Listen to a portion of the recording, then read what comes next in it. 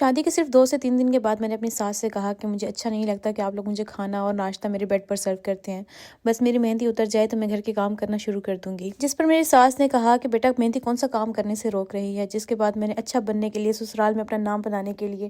انہیں کہہ دیا کہ ٹھیک ہے، میں صبح سے گھر کے کام کرنا شروع کر دوں گی۔ میں نے واقعی ایسے ہی کیا، میں نے صبح سے گھر کے کام کرنا شروع کر دیا اور میرے شوہر نے جب مجھے کام کرتے دیکھا تو مجھے ڈانٹا، جس پر میں نے انہیں کہا کہ خیر ہے، کوئی بات نہیں، آج نہیں تو کل میں نے یہ سب کچھ سنبھالنا تھا تو آج ہی صحیح۔ میری جٹھانی جو کہ ایک 2 سال کی بیٹی کی ماں بھی تھی، اس کا شوہر سعودیہ رہتا تھا اور اس کے شوہر کی انکم میرے ہسبینڈ کی انکم سے کافی زیادہ تھی۔ میری جٹھانی گھر کا کوئی کام نہیں کرتی تھی، بلکہ ان کو کھانا بھی ان کے روم میں دیا جاتا تھا۔ دوپہر 2 بجے تک سوتی رہتی تھی، جبکہ مجھے صبح 8-9 بجے ہی اٹھا دیا جاتا تھا۔ میں اپنے گھر کی سب سے چھوٹی بہو تھی، لیکن ساری ذمہ داری میرے سر پر تھی اور ان سب چیزوں کی وجہ سے میں بہت زیادہ اپسیٹ بھی رہتی تھی اور اسی دوران میں نے کنسیو بھی کر لیا۔ میرے ہسبینڈ فوج میں تھے اور وہ 1 مہینے کی چھٹی کے بعد واپس چلے گئے۔ اسی وقت میری دادی جو کہ میری ساس کی امی بھی تھیں، وہ آئیں تو میں نے انہیں اپنا دکھ درد بتانے کے لیے سب کچھ بتا دیا اور بعد میں میری دادی نے وہ سارا کچھ اپنی بیٹی یعنی کہ میری ساس کو بتا دیا اور ساتھ ہی اپنی طرف سے بھی 10 باتیں بنا کر میری ساس کو بتا دیں اور میری ساس نے یہ سارا کچھ اپنے بیٹے کو بتایا تو ہماری لڑائی ہو گئی۔ اس کے بعد میرے شوہر نے مجھے کہا کہ تم یہاں سے چلی جاؤ۔ میری شادی کو ابھی 1 مہینہ بھی نہیں ہوا تھا